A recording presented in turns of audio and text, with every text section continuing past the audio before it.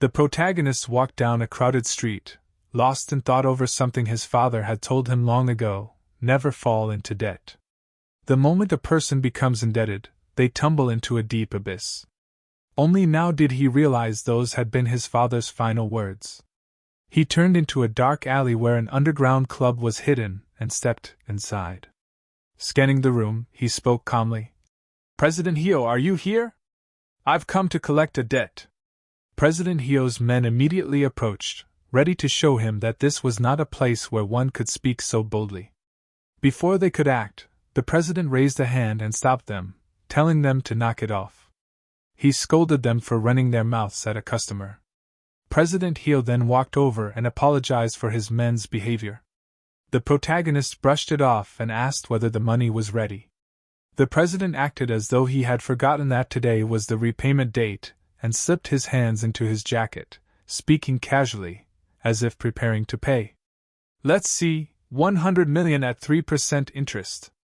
Borrowed for 3 months, so that makes it 109 million won." As he finished speaking, he pulled an axe from inside his jacket and aimed it at the protagonist's neck, asking with a smile if his calculations were correct. The protagonist replied calmly that they were not. He had agreed to compound interest. The correct total was 109,272,701. Still smiling, the president politely asked if he could shave off the remaining 270,700. The protagonist apologized and said he had to collect the full amount. Even 272,701 was still money. The president's expression hardened as his tone shifted. In that case, I don't need to be polite either." He raised the axe to strike. But before it could land, the protagonist threw a punch with such force that the president and his weapon flew in opposite directions. In the next instant, the axe was in the protagonist's hand and President Hyo was pinned beneath his foot. He remarked that he had known the bastard would be shameless, just as the rumors claimed. Still, he had lent him the money with confidence that he could take it back. The other men hesitated to attack, intimidated by the axe in his grasp. The president screamed at them to kill him. Before any of them could move, the axe was buried in the president's own neck. The protagonist pulled it free and told him not to worry, he wasn't going to kill him. Then he swung the axe again. Later, he arrived at his office drenched in blood, for duffel bags hanging from his hands. He announced that he had wrapped up 4 cases, including President Hyo's. Another man rushed over, taking the bags from him in awe. "Damn! When you walk in carrying money bags like this, you look like a general returning with the enemy commander's head." The protagonist instructed him to put 20% into the safe and deposit the rest into the bank immediately. The man laughed, saying the old man would definitely give him a bonus. "I've been in this business for 5 years, but you're the only shark I've ever seen with a 100% collection rate. We're really riding on your coattails, Brother Sangin." He continued praising him with ridiculous titles: God of Debt, General of Debt, Demon King of Debt, Debt Machine, Kim Sangin, the Debt Teacher. Sangin told him to cut the crap and get him a shirt. He was only a little stained with blood. He handed over his shirt for dry cleaning, noting that since the stains were fresh, they should come out easily. As he changed, he remarked that it was time for the magnate to graduate from running errands. The man in the blue coat told him not to worry. He was already planning to give him an easy case the next day. Pulling out a file, he announced dramatically, "Drumroll, please! Our magnate's very first mission." He explained that the case had come in while Sangin was out. It involved a female teacher. "She's obviously just an immature brat who needed quick cash. The debt's only 10 million, perfect for training the magnate, right?" Sangin glanced at the photo inside the file, said nothing, and walked out. The man in the blue coat stopped him, asking where he was going since it was lunchtime and food had already been ordered. Sangin replied that he still had work to do and left. The others stared after him, amazed by how relentlessly he worked. The man in the blue coat said he had been like that for all 3 years they'd worked together. He might actually be a debt-collecting robot the chairman had built, and he wasn't even joking. All Sangin cared about was performance. He wondered what kind of ambition drove him. Once, an old man had tried to give him all the insurance money he received after his wife's death, begging him to spare his life. But Sangin was only there to collect a debt. People always begged him to save them.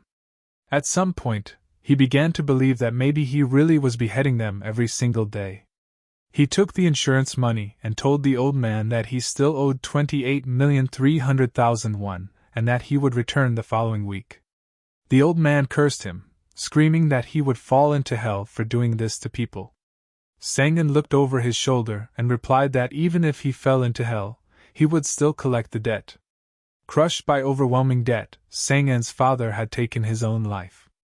The man he remembered was someone who spent every day groveling, pressed flat against the ground, a pathetic figure. It was the spring when Sangin turned 15.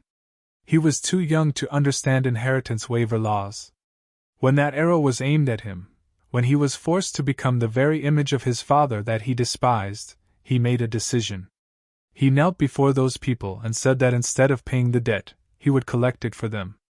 He chose to become the one who cuts. The next day, when the man in the blue coat arrived at the office, he found that Sangin was still there instead of out on the Magne's first mission. He yelled at the junior for slacking off, but the junior replied that he wasn't slacking.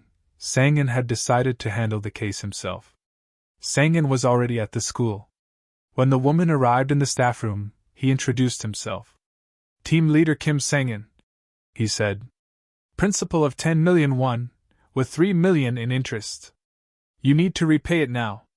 She froze in shock, unable to speak. Sangin told her she should never be in debt. That was the lesson their father had taught them. The name on her file was Kim Ayan. She was his sister. Tears filled her eyes as she grabbed his sleeve, begging him to save her. Before he could ask what was happening, a student approached, saying he had collected all the homework and asked where to put it. She panicked. The student asked who the man was. Unable to answer, Sangin stepped in, saying he was a teacher from the neighboring school visiting for a student exchange program. The student apologized for interrupting and left. She thanked her brother for saving her. Sangin told her to meet him at the front gate after school and to bring all 13 million won. He warned her not to even think about running. She tried to say something, then stopped herself and agreed. Sangin waited at the gate, recalling how the siblings had drifted apart. Ayan had been furious when he became a debt collector, the very people responsible for their father's death. She had told him to cut ties if he refused to change. 10 years had passed since then. And now, seeing her reduced to this unsettled him. Is this all she's become? A pathetic person? He checked his phone, thinking it was time for her to come out. Instead, he saw a text message. At first, he assumed it was another excuse to delay payment. But as he opened it and read, his phone slipped from his hands. It hit the ground as Sangin sprinted toward the building. The message read, Brother, I didn't think I'd see you today. When I saw you in the hallway, I thought I was dreaming. Before I realized it, I had grabbed your arm. I'm sorry. That was shameless, wasn't it? I think my resolve weakened because I was about to die. I used to think loan sharks were the scariest thing in the world. I was wrong. There are worse devils, vicious ones.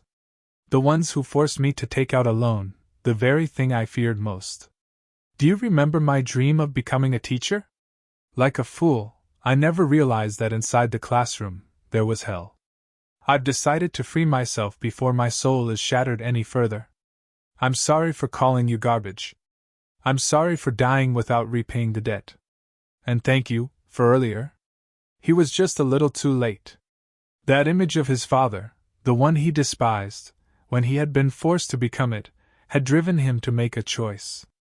He would become the one who cuts. For her. If he didn't pay this debt, his sister would fall into the abyss. That single thought had driven him to become what he was. And now, after all that time, he had still lost her. She had transferred the full debt amount to him before taking her life. Sangin decided then to reclaim the debt, from the people who had taken his sister away. He entered Ayan's classroom and declared that he was the new homeroom teacher. My name is Kim Sangin, he said. The man who collects debts, even from the depths of hell. Park Man-cheo, a National Assemblyman, was having lunch with the chairman of Chunhong Capital, Huang Byung-hyen, Kim Sang-an's boss. The chairman chuckled as he looked around the upscale restaurant. Well, I was wondering why you brought me to such a nice place. But then again, if it weren't about money, why would a congressman of the Republic of Korea dine with a loan shark? The assemblyman tried to appear innocent, saying it wasn't about money at all, and that it had simply been difficult to arrange a meeting with him. Just then, the chairman's bodyguard approached and asked for a moment. The chairman nodded, and the man leaned in to whisper something into his ear. The chairman's expression immediately changed. "Let's go," he said curtly. He apologized to the assemblyman and stood up, explaining that they would have to meet again another time. The assemblyman tried to stop him, insisting that he at least take a bite since the food had already arrived. But the old man shook his head. "I can't eat here. Something important has come up. I have another meal to attend." That meal was Kim Ayan's funeral. Sang-in thanked his boss for coming to pay his respects to his sister. The old man waved it off and asked whether Sang-in had eaten yet. The two of them sat down together and shared a quiet meal. As they ate, Sang-in explained everything that had happened. The old man listened carefully, then sighed. "I thought you cut ties with your sister when you started working for me," he said. "But blood really is thicker than water." He asked what had happened to the bastards who had tormented her, and whether the police had started an investigation. Sang-in remained silent for a moment before replying that he planned to meet those bastards himself. The old man understood immediately. Those people had incurred a tremendous debt. Then Sang-in asked the most important question. "Old man, can you pull some strings so I can become a teacher?" He explained that this was the most efficient way to collect the debt, and promised that he would continue his usual work as well. The old man burst into laughter. "Becoming a teacher to collect your sister's debt? I really did raise a loan shark. Fine. I'll help you. Planting someone in a school is easy." Sang-in thanked him. "But don't forget, Sang-in," the old man said seriously now. "This, too, is a debt you'll have to repay." Sang-in nodded. Of course, that went without saying. And that was how he ended up replacing his sister in her own classroom. Though he couldn't identify them yet, he knew that among these students were the ones who had driven Kim Ayan to her death. As the students chatted casually, and some greeted him as their new teacher, Sang-in cut things short. He told them to prepare for their first class and left the room.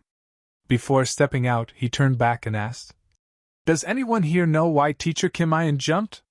No one answered. "I'll take that as a no," he said and left. The classroom remained silent. Only one student, the boy who had interrupted the siblings in the hallway, smiled faintly as he recognized Sang-in from that day. Sang-in went to the staff room to ask about the class and its students. To his surprise, the teachers had nothing but praise for them. Some even said Kim Ayan had been lucky to be assigned to such a class. He later visited the playground to observe them, but everything seemed flawless. Grade 3, Class 2 was known throughout the school as a model class. On the surface, their relationship with Kim Ayan had been excellent. He reviewed her teaching logs and class journals as well, yet found no significant traces of bullying. Then he remembered how his sister had begged him to save her. Who were these vicious demons who had driven her that far?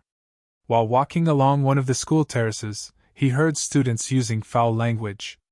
He followed the noise and saw a group of boys confronting a girl. "You freaking witch! What did you just say?" "Say it again." The girl, Baek Soyeon, trembled as she asked them to repay the money they had borrowed from her. It had already been 2 months, and they had promised to return it within a week. Sang-in recognized her immediately.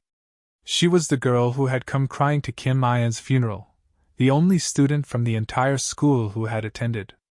Instead of repaying her, the boys mocked and harassed her. 2 of them laughed openly, but the one in the middle pretended to be reasonable. "You're not wrong to ask for your money back," he said, standing up.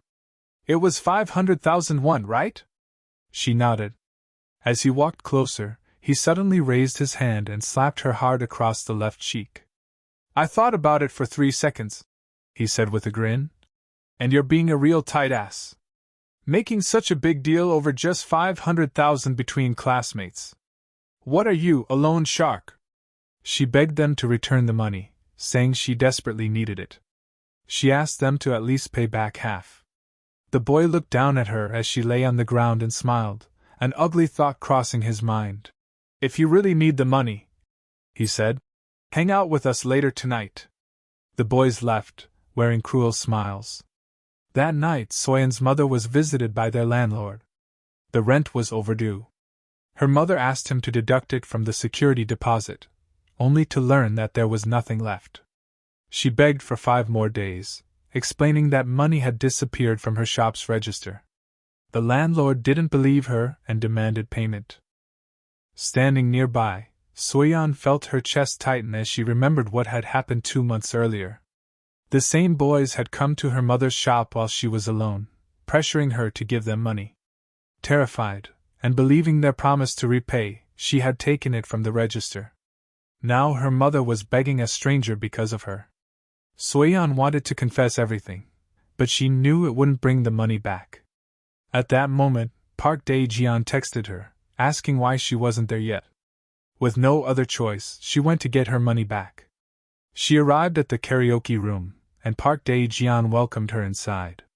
She hesitated, saying she wasn't there to hang out. He placed an arm around her shoulder. Come on, Soyeon. You knew what this was about when you came. You know what you have to do to get your money back. She recoiled, asking what he meant, but he suddenly yanked her coat off, saying it was hot inside. She struggled, trying to escape, but he held on. He told the others to bring water bottles for a water bomb. The boys laughed, telling her she'd need to put on a show if she wanted her money back. As they raised the bottles, Soyeon shut her eyes in despair. At that moment, the door swung open. All 3 boys turned. When Soyeon saw the man standing there, she recognized him from her teacher's funeral. She wondered why someone like him was here. Park Dae-jeon sneered, asking who the hell he was. Sang-in calmly told them to let her go. One of the boys recognized him as the new teacher of Class 2. Confusion spread across their faces. Why would a teacher be here? Park Dae-jeon shoved Soyeon aside and asked Sang-in if he knew her, whether he was her uncle or her boyfriend. He smirked and said something stupid. The next moment, Sang-in's fist crashed into his face. Soyeon stared in disbelief. Was he protecting her simply because she had attended Kim I-an's funeral? That couldn't be it. Then why was he here? Sang-in spoke coldly. You borrowed 500,000 won from Baek Soyeon. Since you clearly didn't sign a contract, I'll calculate the interest at 30% per week. You've been delinquent for 8 weeks, so your debt is now over 4 million won. No matter how much they protested, Sang-in kept returning to the same point: the debt had to be paid. Park Dae-jeon shouted that he only borrowed 500,000 and that 4 million made no sense. Sang-in nodded. You're right. It doesn't make sense. Then he looked at them. But from now on it will. Sang-in's subordinates waited outside the building where everything was unfolding. One of the juniors asked why they were tailing a bunch of high school punks, and why their team leader, Kim Sang-in, had followed them inside.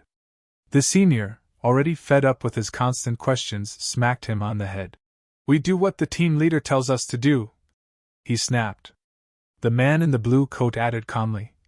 There's no point doubting someone like Sang-in, whoever those kids are. The moment they become his target, they're finished. Inside the room, Park Dae-jeon demanded to know who the hell Sang-in was to be collecting debt from them. I'm Kim Sang-in, Sang-in replied. Homeroom teacher of Seoulbit High, Grade 3, Class 2. Soyeon was startled. She had only recognized him from the funeral and hadn't known he was actually a teacher at her school. Park Dae-jeon scoffed, asking what kind of teacher beat up students and extorted money. Get your facts straight, Sang-in said coldly. I'm not extorting anything. I'm simply settling a financial dispute between students. Correcting improper financial dealings between classmates is also part of a teacher's responsibility. What the hell are you talking about? Park Dae-jeon spat. Whatever. You're the teacher who threw the first punch, right? In that case, you won't have anything to say when we beat you to death. All three of them charged at him at once. Sang-in looked at them with disappointment. To think you jump me the moment I tell you to repay your debt. Pathetic. In the next instant, he showed them exactly who they were dealing with. Once all three were beaten to the brink of unconsciousness, Sang-in gave them a final warning. They had 1 day to repay the debt, until 5 p.m. the following day. And if you fail, he said calmly, stepping on Park Dae-jeon's head and grinding it into the floor, you'll wish you were already in hell. He turned to Soyeon and asked if she planned to keep standing there in a daze or leave as fast as she could. Then he walked out of the room. She followed him outside and thanked him for saving her. Hesitantly, she asked why he had come there. Was it to find out what had happened to teacher Kim Ayan? Sang-in stopped. Soyeon said that if that was the reason, he shouldn't have helped her. She knew how cruel those boys were. They wouldn't stay quiet. They would seek revenge and make sure he was expelled from the school. Sang-in replied simply, if that's the case, we'll find out in due time. The next day, Soyeon felt something was off the moment she entered the classroom. It was unusually quiet. She had expected them to target not only the teacher, but her as well. She glanced at Park Dae-jeon, who sat silently at his desk. Just then, one of the other two boys approached her. She braced herself, but instead, he showed her his phone. I paid my share of the debt, he said. Tell Kim Sang-in it's already done. Soyeon tried to stop him, saying she had only lent them 500,000 won and asking why the amount he paid was so high. She couldn't understand what was happening. Later, Park Dae-jeon beat up that same boy, screaming at him for paying the money back so easily. He called him a coward for folding after just one beating. The boy yelled back that it wasn't because of the beating. It was because of what happened after Sang-in left. The three of them had decided to report Sang-in to the police and the Board of Education. But just as they were about to act, all three received messages at the same time. Those messages contained everything. Their personal histories. Information they didn't even know about themselves. Passwords to their social media accounts. Their parents' addresses and phone numbers. Everything imaginable. That was what truly terrified them. He didn't want his parents finding out what he had been doing. The third boy, now fully aware of the consequences, panicked and transferred his share of the debt to Soyeon as well. Both boys left, leaving Park Dae-jeon alone. Later, during class, Park Dae-jeon was in a bind. He had lost all his money in crypto. He didn't have a single one to repay the debt, and the clock was ticking. As Sang-in walked past his desk during class, he quietly reminded him of the deadline. After school, Park Dae-jeon went somewhere secluded and vented his frustration by punching a wall. That was when another student approached him, Yi-jun.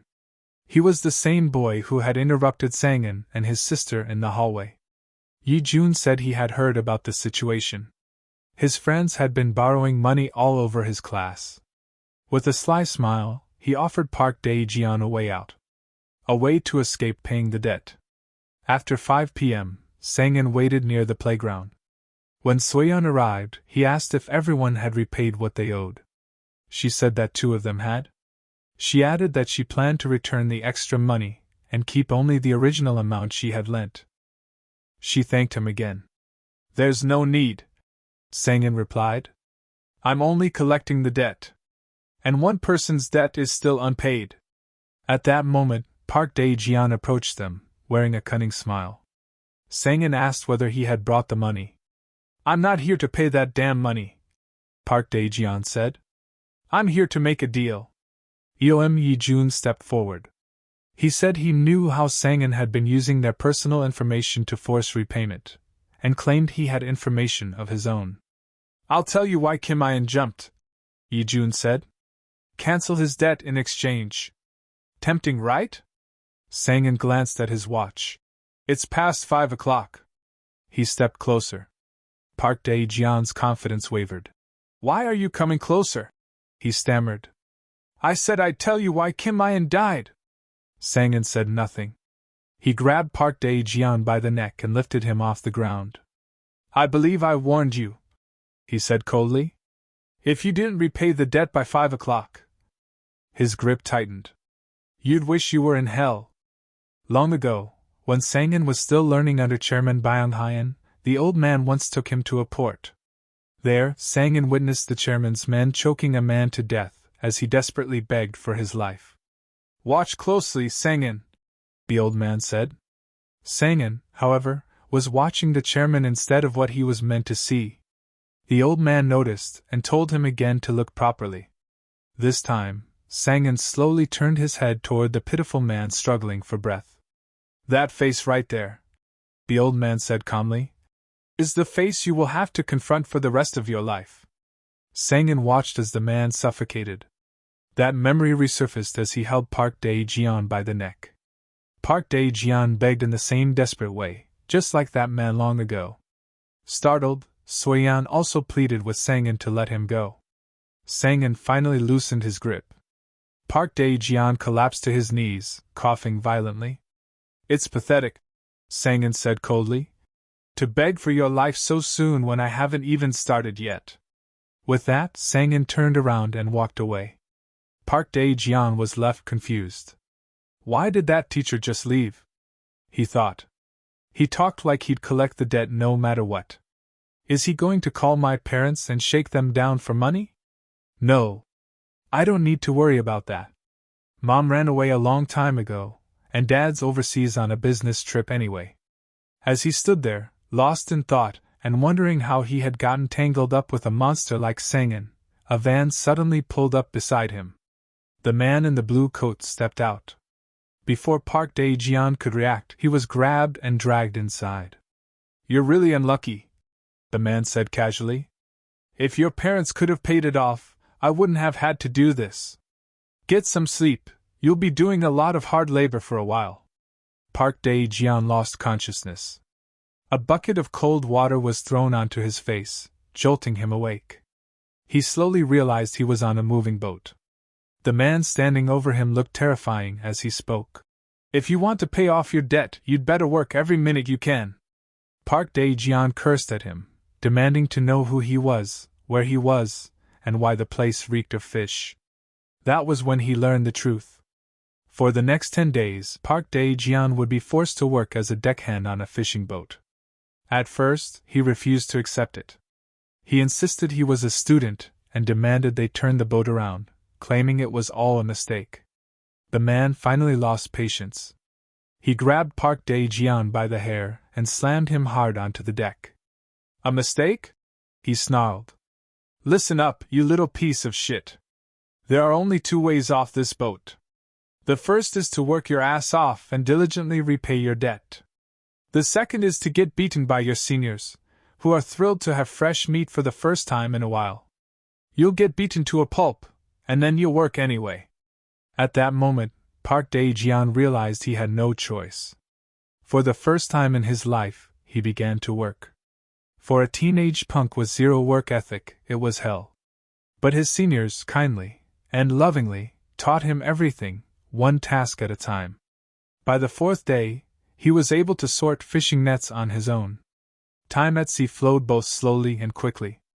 By the time his sense of time had completely dulled, he was finally brought back to land.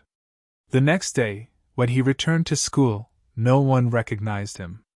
Some students even tried calling 911, thinking a zombie had wandered onto campus. But it was just a dehydrated, half-starved Park Dae-jeon. Though he had no energy left, he was driven by one thought. He was finally done with that cursed boat.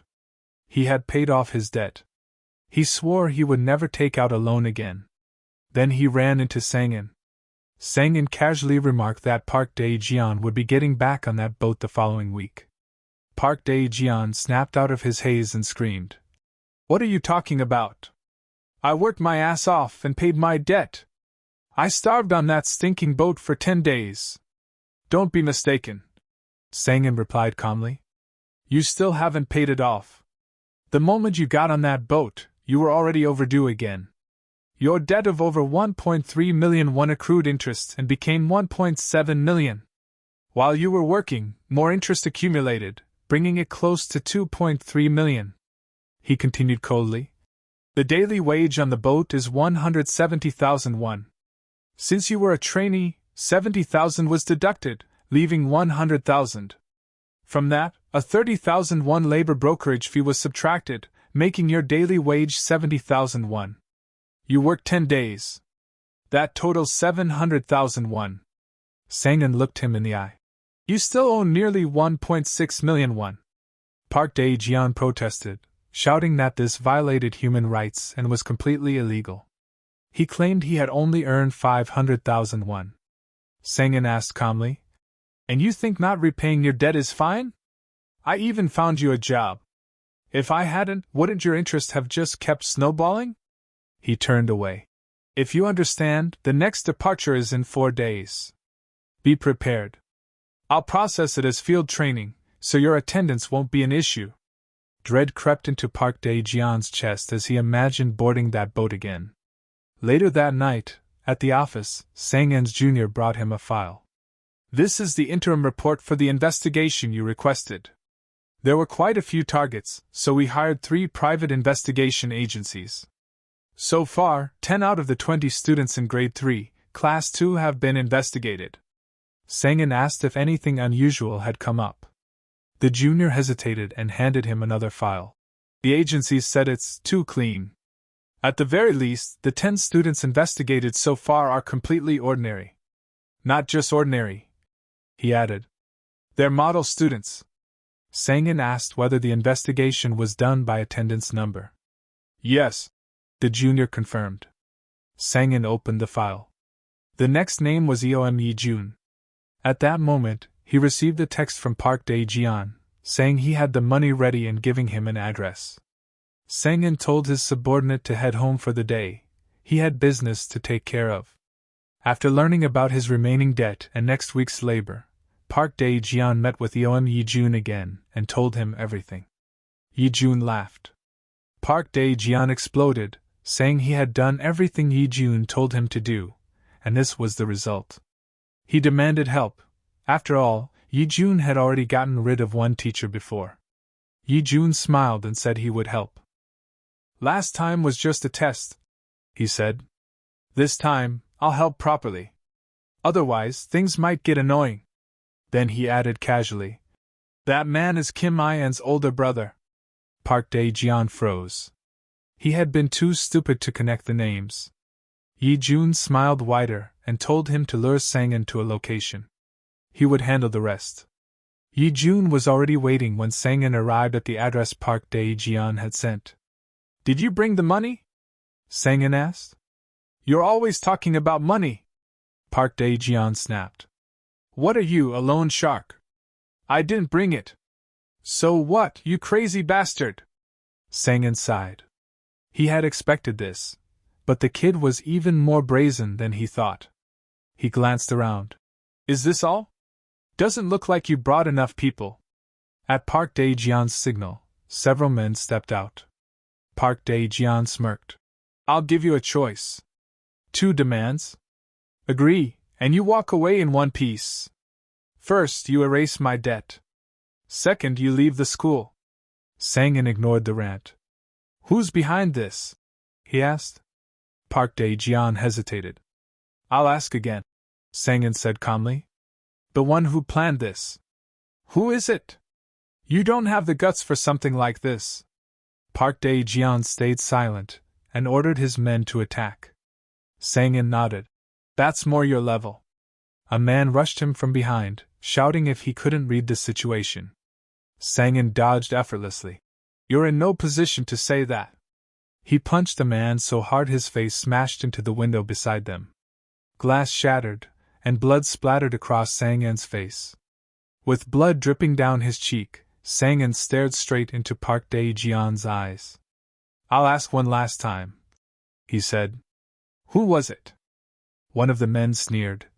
"You took down one guy and now you're posturing?" He ordered the others to make Sang-in kneel. 3 of them rushed him at once, but they couldn't lay a finger on him. Sang-in crushed their noses one after another with precise, brutal strikes. Another man swung a metal rod at him. Sang-in dodged effortlessly, grabbed the man by the neck, and smashed him into a nearby claw machine. The glass shattered on impact. More men charged at him together, determined to take him down as a group.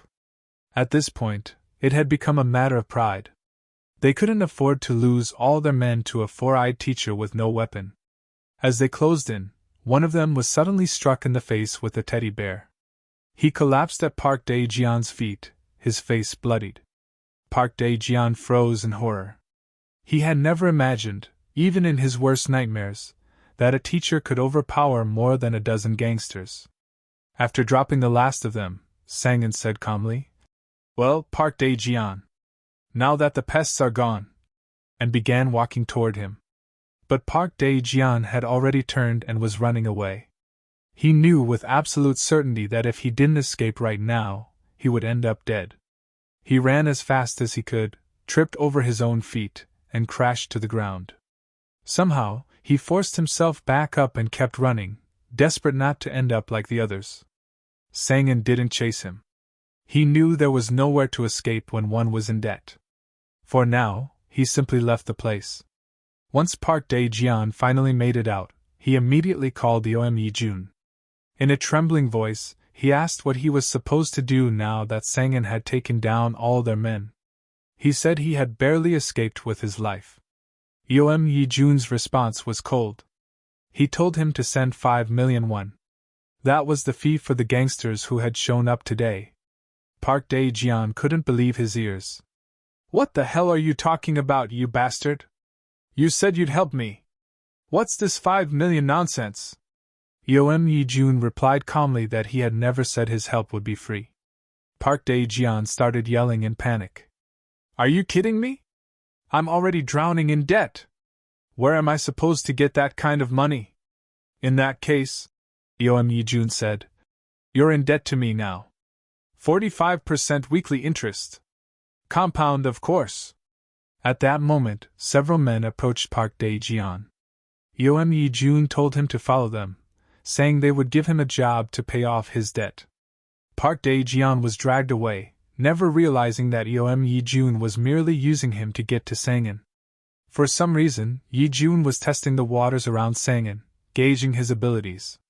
Meanwhile, the dozen men beaten by Sang-in received a visitor. It was their team leader. He looked at the scene and demanded to know what the hell had happened. One of the men knelt on one knee before him and said it was supposed to be an easy job against the teacher, but the man had turned out to be a monster. The team leader scowled. "You little shits. I was wondering what you were up to without me, and look at this mess." Someone asked how he had found them. He replied that as their leader, he always knew where his men were, though he hadn't expected to find them beaten to a pulp. He ordered them to explain everything. "Well, you know that brat from Seoulbit High," one of them said. "He asked us to take care of a teacher, so we took it as a side job. But we all got taken down." The team leader asked how much they were paid. 5 million, the man answered. The team leader's expression darkened. 5 million? Unbelievable. Not only did you embarrass yourselves by taking a job for chump change, but you got put to bed by a single teacher? The man tried to defend himself, saying the teacher wasn't normal, but he was abruptly struck on the temple with the blunt end of a hammer. "We can't be getting beaten by a single teacher," the team leader said coldly. "If word gets out, who do you think will take responsibility?" He introduced himself as the team leader of Good Capital's debt collection division. Then he asked the man he had just hit for the teacher's name. With what little strength he had left, the man mumbled, "Kim Sang-in."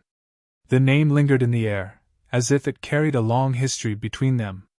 Back at the office, Sang-in noticed his junior was still there. He asked why he hadn't gone home yet. The junior replied that he was still a half-wit loan shark who couldn't even handle a collection run on his own, so he wanted to be useful by at least managing the paperwork. He said he wanted to hurry up and become a loan shark like Sang-in. "A loan shark like me?" Sang-in repeated. The junior nodded enthusiastically. "Aren't you the #1 loan shark in Korea, team leader? You're my role model." Sang-in's response was nothing like what the junior expected. "Loan sharks are nothing but trash. Scum of the earth who value money more than human lives. Ghoulish beings who drag the desperate into the abyss. The kind of trash that will definitely go to hell when they die. To be the best among them, do you really want to become that? The junior knew their work was dirty, but hearing Sang-in call himself trash was something he couldn't accept. You're not that kind of trash. I heard it from the old man himself, that you gave up your own life for your little sister. That you walked into this abyss of your own free will for her sake. If someone like you calls himself trash, then I don't mind becoming trash too. Sang-in looked at Magne and realized he had forgotten that this kid was just like him. If you insist on becoming trash like me, I won't stop you, he said. You'll start running collections on your own tomorrow. The incentive is 10%. Magne was thrilled at the thought of getting a cut from his very first job. Sang-in asked only one thing in return. Once you've paid off the surgery bills you borrowed for, you'll leave this line of work. Magne promised he'd do his best to leave as soon as possible. With that settled, Sang-in changed his clothes and headed out. As he walked, he reflected on the recent events. Park Dae-jeon has a backer. He's broke, so he couldn't have hired people himself. The backer isn't motivated by money. No, they're using Park Dae-jeon to probe me. They want me out of this school. One reason came to mind. They're trying to stop me from digging into Kim In-sun's case. If that's true, I don't need to look for them. The closer I get to the truth of Kim In-sun's death, the more they'll be forced to reveal themselves. He realized he had forgotten his tie and turned back toward the office. Magne was riding an adrenaline high, excited about starting collection runs the next day. He eagerly prepared, thinking the first step to becoming like Sang-in was wearing glasses. He found a pair and began imitating his team leader. Just then, the door opened. He assumed it was Sang-in returning for his tie.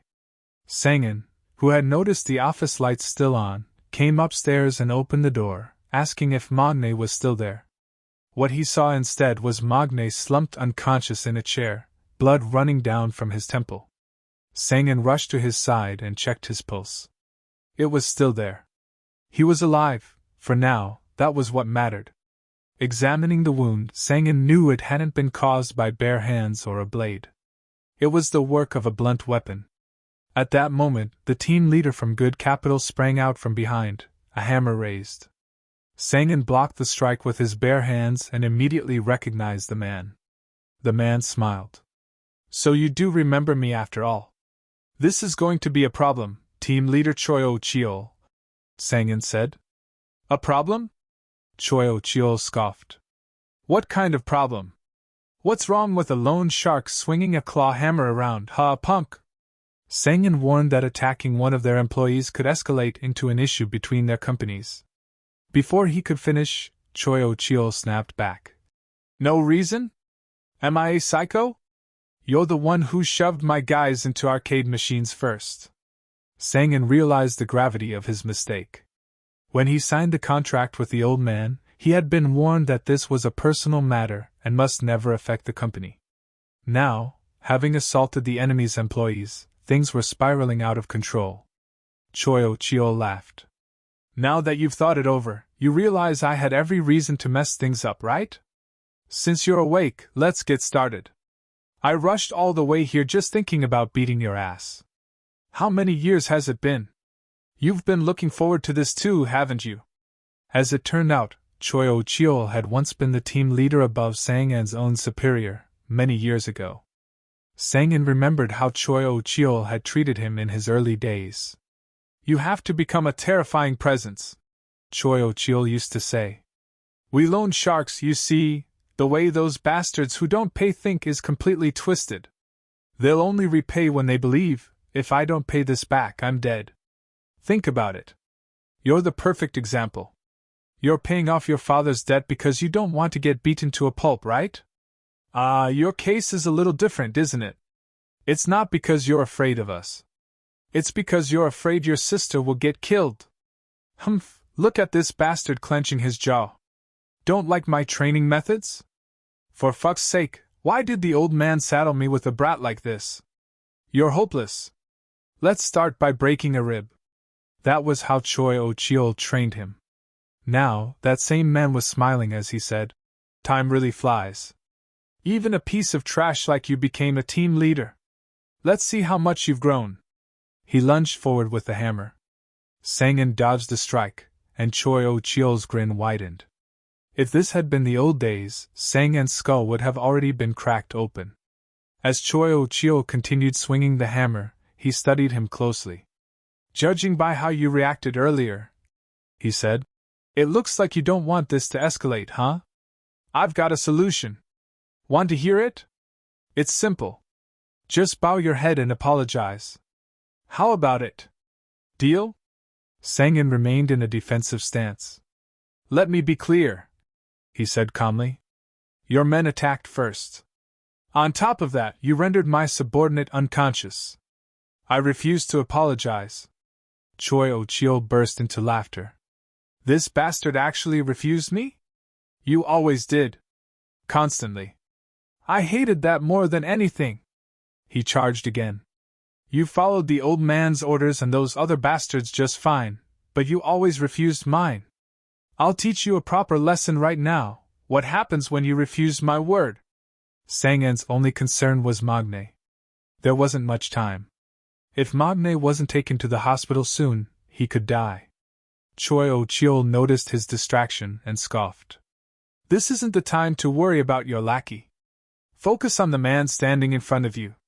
Sang-in dodged the next attack with ease. Choi Oh-cheol smiled again. "Against someone with a blunt weapon, you take the risk, look for an opening, and close the distance. You're doing exactly as I taught you. But do you really think that'll work on the person who taught you?" He clicked his tongue. "Damn it, you still have that look in your eyes. Still the same unlikable bastard. You really do hate me," Sang-in said. "That's fortunate. Because I feel the same." With that, Sang-in deliberately took a hit to his hand. Choi Oh-cheol's eyes widened. Did he take that on purpose? Just moments earlier, Sang-in had moved exactly as he'd been taught, tricking him into thinking he had predicted his movements. Shit, he's really grown into his own. Sang-in grabbed Choi Oh-cheol's arm and twisted it sharply. "You always gave orders I couldn't accept. That's why I only ever refused yours." He drove his fist into Choi Oh-cheol's face. Blood sprayed from his mouth. "The order to kidnap a woman's child because she couldn't pay on time." Another crushing blow. "The order to burn down a shop to force a late payment." Another strike, this time to the face. "And the way you took pleasure in their despair." A final punch slammed into his torso. "I hated every last bit of it." Choi Oh-cheol collapsed to the ground, bloodied and broken. Choking on his own blood, he stared up at Sang-in in disbelief. "I see, you think you're different from me. Bastard, are you some kind of righteous, noble loan shark? We're the same. The same kind of loan shark. The same kind of trash." Sang-in agreed. He was nothing more than trash. But unlike him, he did not take pleasure in it. He turned away. "It was good seeing you again after all this time. What do you think you're doing?" Choi Oh-cheol spat. "You're just going to walk away and leave me here?" Sang-in knelt beside Magne. "He's in bad shape. I need to save him first." "Are you an idiot?" Choi Oh-cheol shouted. "If you let me go like this, it won't end here. If you want to bury this for good, you'll have to kill me." Sang-in looked back at him. "Team leader Choi Oh-cheol, you're a loan shark too. You know what it means to owe a debt. Right now you owe me your life. Let's set the repayment date for the moment you leak what happened here today. I hope you don't let your emotions get the better of you again." With that, he lifted Magne and headed for the hospital. Choi Oh-cheol laughed weakly, muttering that Sang-in was the one being overly emotional. Magne woke up in the hospital, disoriented. When Sang-in told him where he was and that he had survived, Magne flinched at the sound of his team leader's voice. Sang-in told him to rest and focus on recovering. Magne asked what had happened and who the man who attacked him was. Sang-in explained their history and said Magne had simply been in the wrong place at the wrong time. When Sang-in asked why he had been at the office so late, Magne replied that he had been organizing Sol Bidhai's files. Then he suddenly remembered something. Oh, right. I found someone suspicious while I was doing that. That guy is definitely not an ordinary student. The next day, while taking attendance, Sang-in called Yi-jun's name. After finishing the roll call, he called it again. The student Magne had found suspicious was EOM Yi-jun. You know those fixer agencies we hire to run background checks? Magne had said. Every single one of them refused to investigate a particular student. As you know, that only happens for one reason, when the subject is a person of interest. That student's name is Yi-jun. Sang-in looked straight at him. EOM Yi-jun, he said again. Stay behind. I need to have a word with you. There was definitely something going on with that student. Sang-in went to visit his sister at the funeral hall. Soyeon arrived at the same time. He thanked her for coming to pay her respects. Then he asked whether Park Dae-jian had repaid his debt. She shook her head and said no. At that moment, Soyeon became certain. He truly was Kim Ayan's brother. Sang-in told her to wait. He said he would make Dae-jian pay soon. She hesitated and replied that it wasn't necessary. She had already received money from the other students, and the amount she originally lent was only 500,000 won. She was already feeling guilty about taking so much in return. Sang-in told her it was right to receive more. That's interest, he said. Interest is the risk premium for the possibility of not getting your money back, and the price of the opportunity cost you suffered while lending it. She didn't understand what he meant, so Sang-in explained it differently. I'm asking what losses you suffered by lending them that money. Your mother probably had to work harder because of it, and you must have spent time worrying and feeling guilty about whether you'd ever get it back.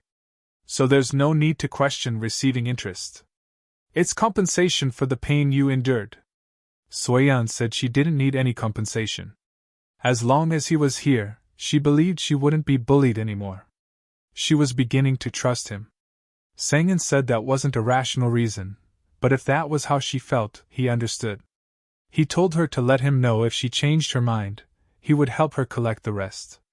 As Sang-in left, he decided it was time to begin weeding them out in earnest. He needed to find out who, exactly, owed him a debt. He called Yi-jun to the counseling room. Yi-jun asked why he had been summoned. Because of a recent unpleasant incident, Sang-in replied. This is an individual interview for mental management. I thought it best to start with you. Because of the teacher Ayan incident, Yi-jun said. I heard you witnessed the scene yourself. Sang-in continued. Has it affected your daily life? Yi-jun said he struggled for a few days but was fine now. Sang-in frowned slightly. You say it was only a little difficult. That's strange. The place where Kim Ayan died was a gruesome scene. Everyone who witnessed it is receiving psychiatric treatment, everyone except you. Yi-jun tilted his head. What's strange about that? If I'm fine, isn't that good for you, teacher? It sounds like you're saying I shouldn't be okay, so I'm a bit flustered. And if I, as class president, act gloomy, it affects the whole class. So I'm pretending to be okay, too. Please just write in the counseling log, struggling but enduring well. Sang-in stared at him with murderous intensity. I'll be honest with you, Yi-jun, he said. I believe the cause of Kim Ayan's death lies within grade 3, class 2. And that includes you. Yi-jun didn't look frightened at all. So that's why you've been pressuring me. Yes. If you are the culprit. If the culprit exists. Yi-jun interrupted, gripping Sang-in's hand on the table. And if they're in our class, then please make sure to find them. The one who drove teacher Ayan to her death. It's fine if you suspect me, so please. Tears welled in his eyes as he pleaded. When the session ended, Yi-jun bowed politely and left. Sang-in called out to him once more. We'll be seeing a lot of each other from now on. I look forward to it. Yi-jun smiled. So do I. As he returned to his classroom, filthy thoughts crossed Yi-jun's mind. A gruesome scene, you say? He remembered it perfectly. How Ayan had fallen right at his feet. How everyone screamed and ran. How Sang-in rushed toward his sister but arrived too late. No, he thought. That day, that scene, That spectacle was truly enjoyable. When Yi-jun had held Sang-en's hand earlier, he had noticed something.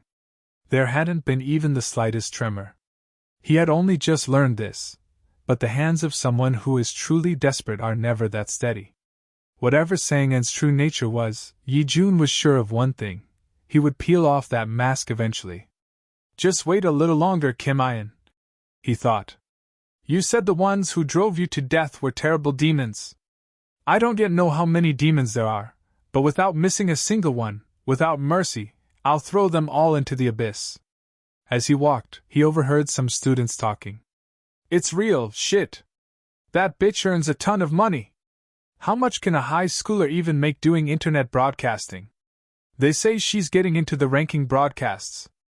Apparently she dances like crazy and milks donations. For real? Her broadcast name is Ian, right? The other boy grinned and pointed toward a classroom. It's the redhead from the class next door. But isn't Ian the teacher's name? That's creepy. Is it okay to use a dead person's name? Who cares? She was using it even when the teacher was alive. Still, I'd feel gross using it. If a cam girl changes her name, viewers disappear. She wouldn't use it without a reason. If she's doing it on purpose, she's a real devil. Sang-in heard everything and walked away in silence. That night, he created an account and entered the same broadcast. The girl was dancing on screen, earning an absurd amount of money. The more she danced, the more hearts poured in. Someone sent 6,542 hearts with a message. Ayana, you know I'm the chairman, right? Seeing the donation, she danced even more fiercely. Sold at high school, grade 3, class 2. Student number 18. Hong Arium. Bottom tier grades. Smooth peer relationships. Frequent tardiness and absences. Low class participation. That was the description in her file. Sang-in finally understood why she always slept in class. His subordinate peeked at the screen and asked what he was watching. Sang-in asked why he was still here instead of going home. Since Magne's in the hospital, I'm covering his share too, the subordinate replied. Then he looked at the screen. This is a ranking broadcast, right? You know about this? Sang-in asked. I've seen it a few times. Female streamers are ranked based on donations. See the ranking table on the bottom left? Their income and treatment depend on that. Some rooms don't even treat low ranks like humans. I'm a lone shark, but even I think this system is vicious. Because of the rankings, the girls do whatever donors tell them, as long as the money's good. Sang-in said quietly. Then if I give her money, she'll answer my question. Of course she will, the subordinate said. Wait, Hyun? A question? How much have you fallen for that chem girl? Sang-in told him to leave. Before going, the subordinate glanced at the screen again, curious how much Sang-in would donate. Using a fake name, Sang-in sent 10,000 hearts and asked her to answer a question. She smiled. If it's a normal question, sure. But if it's something like will you marry me? Before she could finish, Sang-in sent another 10,000 hearts and typed his question. What does the name Ian mean? She pretended to think for a moment. It's the name of a doll I used to play with. One I had a lot of fun with. Another girl laughed. Do you still sleep hugging that doll or something? No, Hong Arium replied lightly. Unfortunately, it broke completely. Such a sad story, right? Sang-in sent another 10,000 hearts. Hong Arium, he typed. I understand clearly now. Since you borrowed that name, you'll have to pay for it. 1 month ago, at Seoulbit High School, Hong Arium had an expensive bag resting on her desk. The girl sitting next to her stared at it in shock. It was a bag that cost at least 2 million won. Noticing her reaction, Arium casually asked if she wanted it. The girl felt awkward and replied that she was only looking because it was such a beautiful and expensive bag. Her name was Lee Huiyun. Curious, she asked whether Arium's parents had bought it for her. Arium replied bluntly that her parents were broke and that she had bought it herself with her own hard-earned money. Excited, Huiyun asked what kind of job could pay that well. Arium said it was nothing special, but it paid extremely well. Huiyun immediately asked her to introduce her to it too, saying that she even worked part-time at a barbecue restaurant and could handle almost anything. Ariam agreed to introduce her. At the time, Huiyun didn't know she never should have asked. At first, she assumed it was just SNS work or a YouTube live stream. Ariam explained that it was simple, all she had to do was play along with the chat. But before that, they needed to dress up a little. Since it was a live stream, Huiyun understood that appearance mattered. Still, when the time came, she felt uncomfortable with Ariam's choices.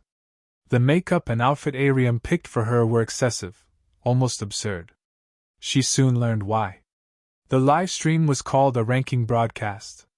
Its content was brutally simple. When a viewer sponsored money, the streamer performed a corresponding reaction. The larger the donation, the more extreme the reaction. Huiyun could only stand there awkwardly. But that wasn't even the real problem. The most bizarre aspect of the broadcast was its ranking system. Streamers were ranked based on the total donations they received, and their payout, and even how they were treated, depended entirely on that ranking. As the stream went on, the girls reacted more and more excessively to climb higher. Huiyun couldn't fit in at all. The boss in charge of the broadcast expressed his dissatisfaction with her behavior and said he wouldn't pay her a single one. However, Ariam stepped in, insisting it was Huiyun's first day. After some reluctance, he finally agreed and paid her. Huiyun never imagined she would do something like that again. But when she saw 1,000,000 won deposited into her account, she told herself she would try just one more time, without even thinking about what kind of money it really was. Ariam pushed her further, saying that if she reacted better, she would earn even more. And so, Huiyun appeared on the broadcast again. Just like that, the money she earned so easily was spent just as easily. Then one day, she saw the questions Sang-en asked Ariam during a broadcast. After hearing Ariam's answer, Huiyun finally realized that Ariam using the same nickname as their teacher was no coincidence. She understood then, she was going to become Ariam's next doll. Terrified, Huiyun immediately wanted to quit. But when she told Ariam, she snapped. "You think you can quit, you freaking bitch? Who said you're allowed to quit? You've got a shit ton of debt. Even though you were always last in the rankings, Boss Appa still paid you, didn't he? He invested his money to raise you. Did you really think he wouldn't collect?" Huiyun yelled back in anger. "You never said any of this before. Why are you saying it now?" Ariam sneered. "My ears hurt. Huiyun, you've got quite a temper for someone who looks like you, huh? You idiot. Did you forget what happened to your homeroom teacher when she acted up?" Her voice dropped. "You're smart, Huiyun. If you remember that, shouldn't you shut up and listen? You don't like this situation, sure, but what are you going to do about it? If you don't broadcast, there's no way you can pay it back. You get it now, right?" She smiled coldly. "Don't worry too much. I'll help you pay it back quickly." And just like that, Huiyun was forced back onto the broadcast. That night, before the boss could make his usual introduction, Ariam raised her voice. "Actually, since our Huiyun is always last in the rankings, she's been really worried. So she prepared something special." Huiyun panicked and whispered, asking what she was doing, but Ariam continued. "A meal date. Starting now, the Appa who sends the most hearts to Huiyun will win a private meal date with her." Huiyun didn't even know what a meal date was, but the viewers' reactions exploded. When she asked Ariam what it meant, she brushed it off. "It's nothing special, just eating a meal and having coffee with a fan." Huiyun asked why anyone would send so much money just for that. Ariam laughed. "Just for that? It's because they want to meet you so badly. Don't worry and just go have fun. Think of it as enjoying yourself." Pushed relentlessly by Hong Ariam, Huiyun agreed to go. But when she arrived at the location, she froze.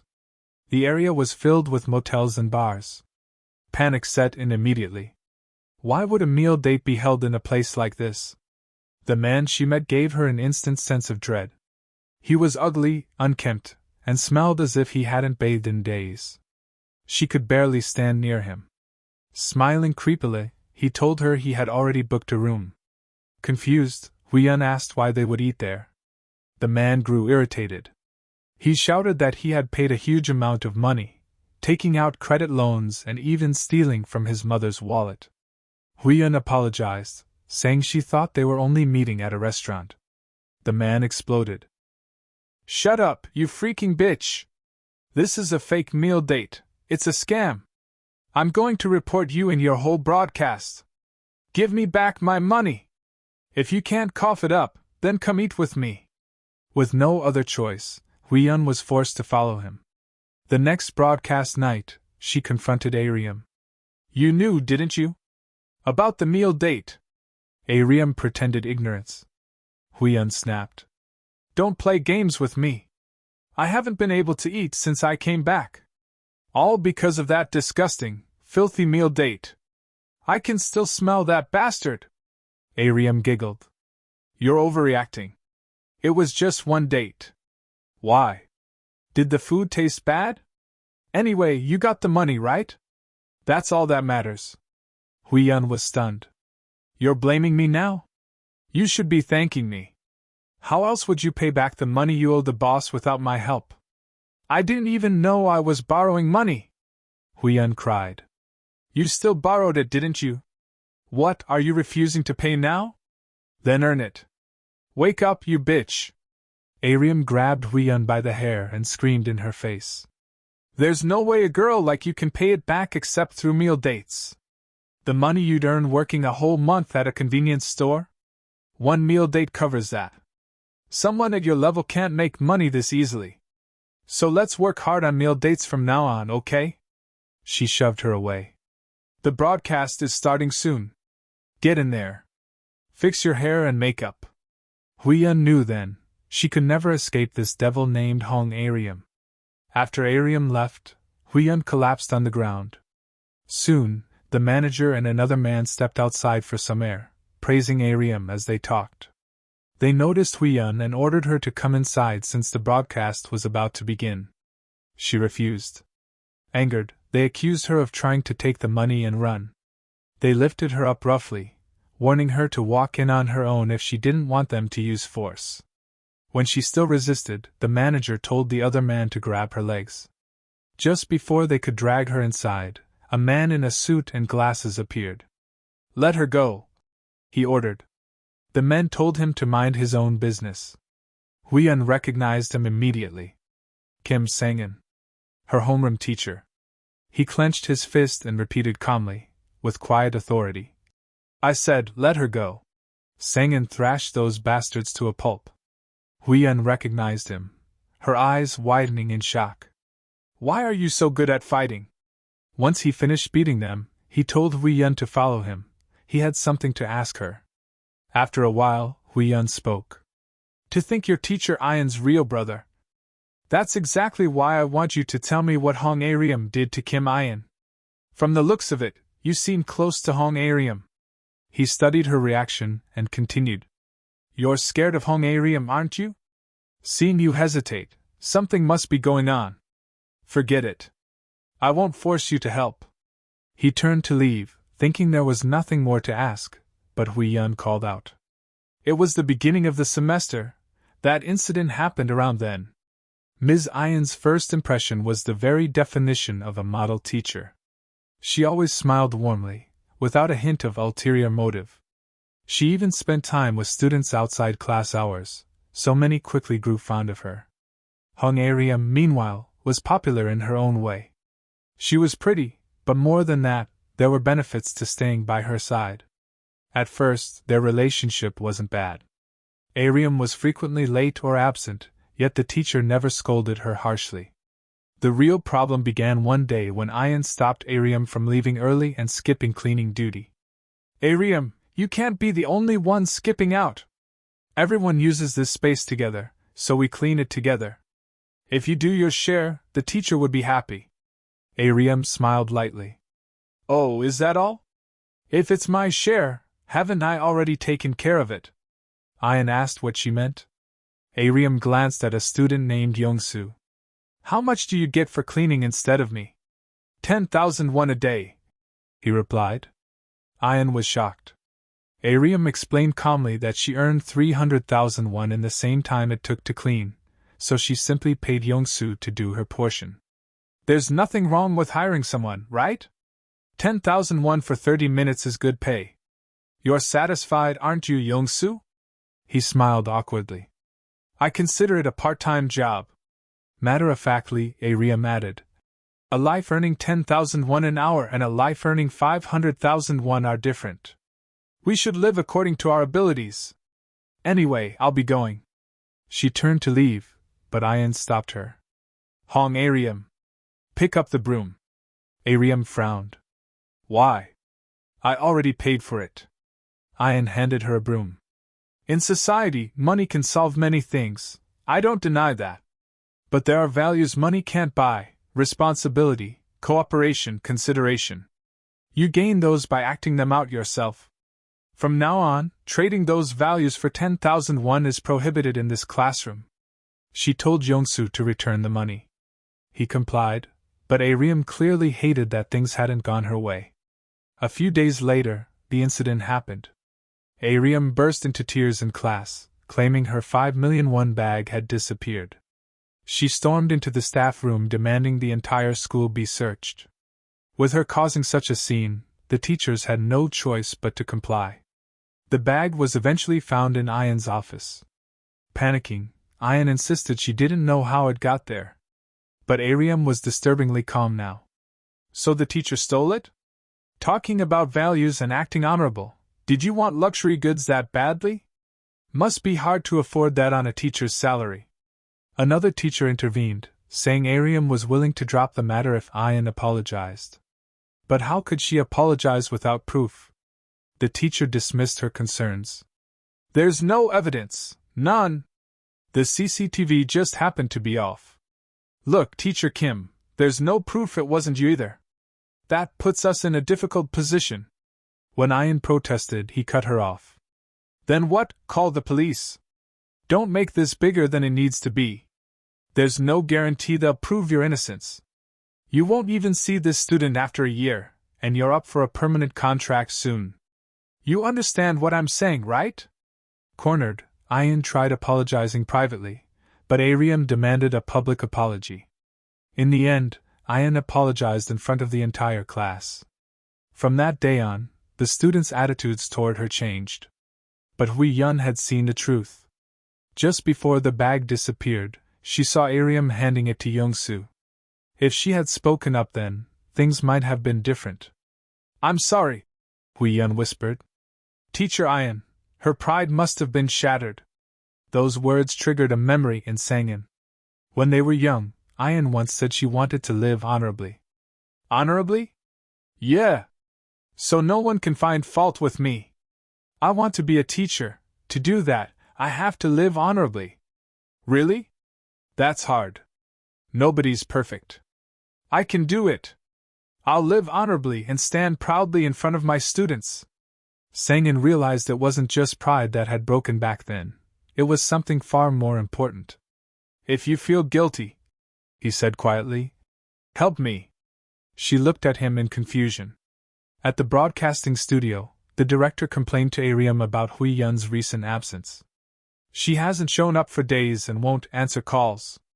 Ariam claimed she didn't know either. Hui Yun hadn't even been coming to school. Was she really this broken over a little pressure? Ariam wondered. Compared to Kim Ayan, she's fragile. Before she could dwell on it further, Hui Yun calmly took her seat beside her. Something came up at home, she explained. The director grumbled but let it go as preparations began. Ariam smirked. So, you're finally going to try hard? Hui Yun met her gaze without fear. Yeah. I'm going to try hard, and I'm taking your first place. Ariam blinked, stunned by Hui Yun's sudden confidence. The director's voice tore through the studio. I said get out. Right now. You're fired, you eternal last place bitch. The girl stumbled out under a storm of insults, her head lowered as the others whispered and sneered. The moment she disappeared, the broadcast began. The music hit. The group dance opened the show, every performer fighting to capture attention, each movement sharpened by desperation. Smiles were bright, but the tension underneath was suffocating. Hong Ariam quickly noticed Hui Yun. Even after her break, Hui Yun's form was flawless, precise, confident, magnetic. Seeing someone dance better than her lit a fire in Ariam's chest. Competition always fueled her, but today it burned hotter. As expected, Ariam received the first wave of hearts. The familiar rush steadied her nerves. No matter who stood beside her, she was the one with the massive fan base. Or so she thought. Moments later, the atmosphere shifted. Hui Yun received her first donation, and the number dwarfed Ariam's. A murmur rippled through the studio. Hui Yun stepped forward to deliver her reaction, perfectly composed. Ariam's jaw tightened. That spot was hers. Without hesitation, she slipped off stage and yanked out her phone. Her fingers flew across the screen, sending messages into her private group chat, a call to arms. Donations surged instantly. The clash began. Hearts flooded the screen as Ariam's supporters fought to reclaim her position. But Hui Yun's numbers didn't just hold, they climbed higher. When Ariam returned to the stage, Hui Yun's donation total eclipsed hers again. This wasn't random generosity. These were Song En's teammates, following direct orders to push Hui Yun to first place, no matter the cost. They didn't hesitate. The director nearly lost his voice screaming in excitement. In 6 years, I've never seen numbers like this. The studio buzzed with electric chaos. Ariam's frustration boiled over. She couldn't let this continue. Losing today meant losing everything she'd built. Then she remembered. Her trump card. The man known only as the Banpo god building owner, her mysterious patron, the one who showered her with heart bombs whenever she needed dominance. He was the reason she'd stayed untouchable at the top. Confidence returned. She fired off several urgent texts, already picturing the comeback that would silence everyone. Minutes passed. No reply. Her pulse quickened. She waited longer. Still nothing. Meanwhile, the director shouted himself hoarse with joy. The broadcast metrics were exploding. This was the best day of his career. And just like that, Ariam fell to last place. The realization hit her like a physical blow. Her hands trembled as she refreshed her messages again and again. No response from her sponsor. The girls around her began whispering. Last place. Didn't she just mock someone for that? Their words cut deep, mirrors of her own cruelty thrown back at her. Even the director glanced her way without surprise. She had always been propped up by a single pillar. 80% of her donations came from one man. And today, he was gone. The viewers, however, were ecstatic. The underdog takeover electrified the stream. Donations that once belonged to Ariam now scattered across the other performers. The reason was simple. In a broadcast built on competition, nothing was more entertaining than watching the queen fall. For management, this was gold. Ariam clung to her phone like a lifeline, eyes glued to the screen, waiting for salvation that never came. She refused to accept it. She couldn't become a loser, not like that girl earlier. But there was something she didn't know. Her mysterious sponsor would never donate to her again. Because at that very moment, he and his men were fighting for their lives under Sang An's merciless hands. Xinjiang Wu, the lone shark, gathered everything there was to know about Banpo. The man's real name was Kong Jiang Dai, CEO of an entertainment company that specialized in internet broadcasts. But the company was anything but legitimate. Most of its revenue came from online streaming, yet its largest expense was streaming sponsorships. Wash trading. They donated massive sums to their own broadcasts, skimmed a cut, and funneled the money back. Stripped of jargon, it was a money laundering scheme built for tax evasion. And criminals like that were easy to negotiate with. Kong Jiang Dai was on his knees when Sang An arrived. Blood trickled from his split lip as he glared up and demanded to know who this man was. Sang An didn't answer. Stop sponsoring Hong Ariam. That was all he said. Kong Jiang Dai wasn't the type to fold under a simple threat. Rage overtook him. He lunged at Sang An, knife flashing, shouting, Who the hell are you to interfere in my business? The attack ended before it began. Sang-in disarmed him in a single motion. The knife clattered to the floor. I said you don't have the right to refuse, Sang-in replied calmly. He picked up the blade and stepped closer. If you're not going to listen, then you don't need ears, do you? Kang Jang-dae's scream ripped through the building. Moments later, Sang-in called Jong-woo. The conversation went well, he said flatly. We're moving to the next step. Meanwhile, Hong Ariam sat in the broadcast room, drowning in whispers. I got pushed to last place today. Can't do anything without Banpo Appa, huh? The giggles scraped at her nerves. She forced a smile. There's still time. Anything can happen before the broadcast ends. No one showed mercy. Why would they? She had never spared them when she ruled the rankings. Now the tide had turned, and they relished every second. Worse, the chat window flooded with venom. Hate messages scrolled faster than she could read. Her composure shattered. Don't fuck with me! There's no way I'm last! Shut the hell up! Huiyun tried to calm her, but the director stepped in first. Get out!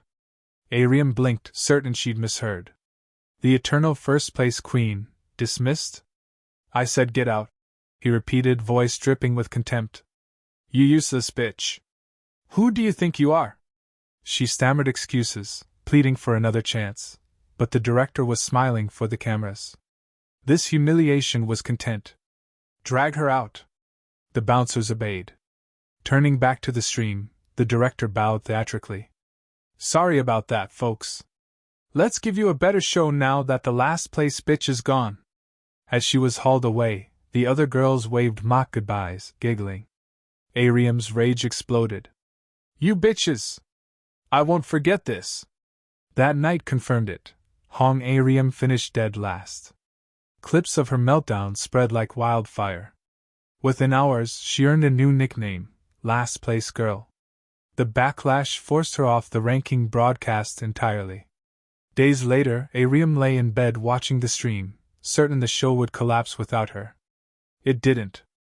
Huiyun dominated the rankings, drowning in donations. Ariam leaned closer to the screen. The same donor. Again. Her lips curled into a slow smile. The next morning, she arrived at school transformed, cheerful, radiant, all warmth. She greeted Huiyun like nothing had ever happened and asked to talk privately. They sat by the stairwell. Ariam wrapped her arms around her. I'm so proud of you, she gushed. I always knew you had talent. From her bag, she produced an expensive purse. For my bestie. Bestie, Huiyun murmured, stunned. Ariam didn't pause.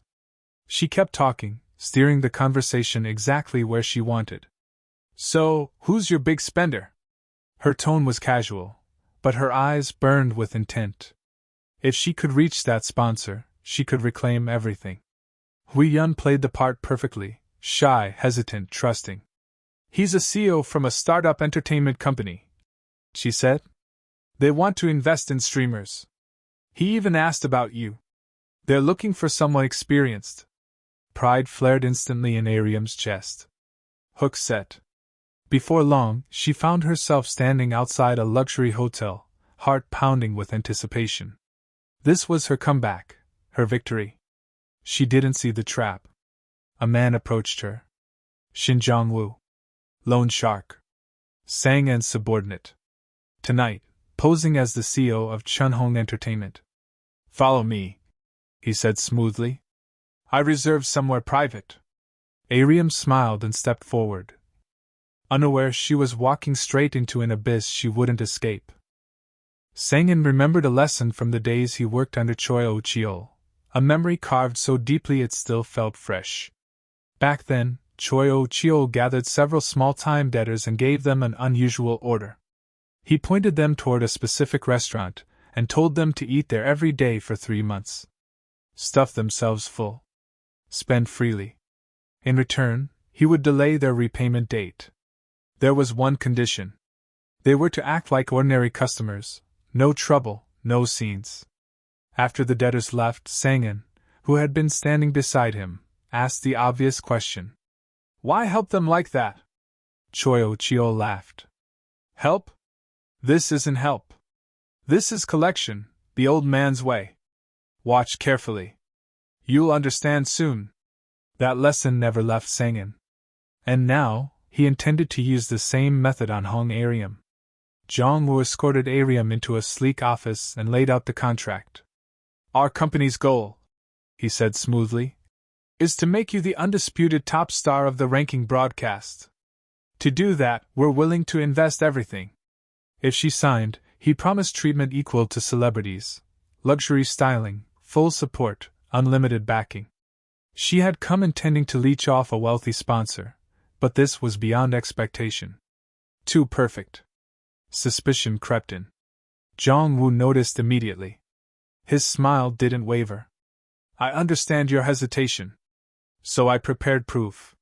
He explained that he'd arranged for her to substitute Hui Yun on that night's ranking broadcast. Appear tonight, he said. See our sincerity for yourself. Curiosity and greed, one. She agreed. The moment she stepped onto the broadcast floor, unease prickled under her skin. The atmosphere felt wrong. The director announced the substitution, and the viewer's displeasure was immediate and loud.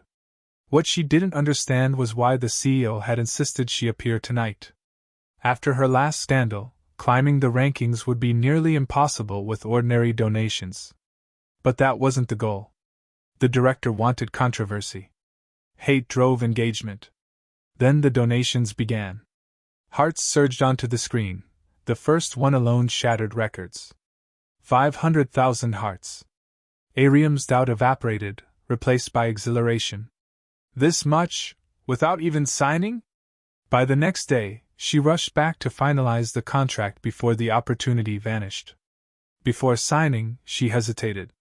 What about Hui Yun? If we share sponsors. Jong-woo waved it off dismissively. Once you sign, we have no reason to care about her. Why worry about pebbles when we're holding a diamond? Her pride swelled. When the contract appeared, it was dense, suffocating in legal jargon. She couldn't understand a word. Jong-woo chuckled lightly.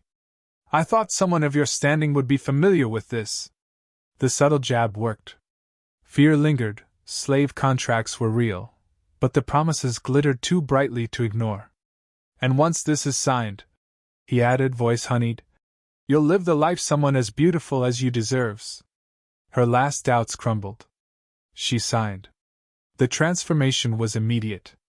Luxury aesthetic treatments. Botox. Peels. Skin boosters. Personal trainers. Designer wardrobes tailored for broadcast appearances. Every ranking stream crowned her again. Donations exploded. She became the unquestioned queen. And just as her arrogance reached its peak, settlement day arrived. She entered Jong-woo's office expecting a fortune. He apologized for calling her in person. The amount is significant. I wanted to avoid calculation errors. Her pulse raced. I streamed almost every day this month, she said eagerly. How much? Jong-woo typed slowly. Deliberately. Then he looked up. And smiled. Elsewhere, Hui Yun contacted Sangin. I did what you asked, she said quietly. But it feels like you're helping her, not punishing her. Why? Sang-en's gaze hardened as the old memory resurfaced. 3 months after Choi Oh-cheol's restaurant scheme began, Sang-en returned to see the aftermath. The restaurant was in ruins. The owner had once been thriving. He'd borrowed 50 million won to open the place and paid diligently. Business was good, until the sudden flood of customers convinced him expansion was inevitable. He hired more staff. Invested in upgrades. Took out larger loans. Then the customers vanished overnight. The illusion collapsed. Debt swallowed him whole. Choi Oh-cheol had explained it simply. Of all the triggers that drag someone into debt, false hope is the strongest. Sang-en never forgot. And Hong Arium was walking that same path. Back in the office, Arium leaned forward, eyes shining. How much did I make? Jong-woo's smile widened. Your settlement, he said calmly, is minus 300 million won. Silence. Her brain refused to process the words. Minus. Jongwoo laughed in her face. That means you just became a debtor, dumbass. Pay it back starting today, bitch. Shock froze her, until pain exploded at her scalp. Someone yanked her hair from behind. Sang-in stood there, grip firm, eyes cold enough to suffocate. Since you don't seem to understand, he said evenly, leaning close, I'll make it simple enough for you. His voice cut like steel. You owe me 300 million won. Alright guys, that wraps it up for this video. Comment next part if you want to see more. Don't forget to like, subscribe, and hit the bell icon. Thanks for tuning in. See you in the next one. If you like this recap, make sure to like, subscribe, and stay tuned for more awesome manhwa stories.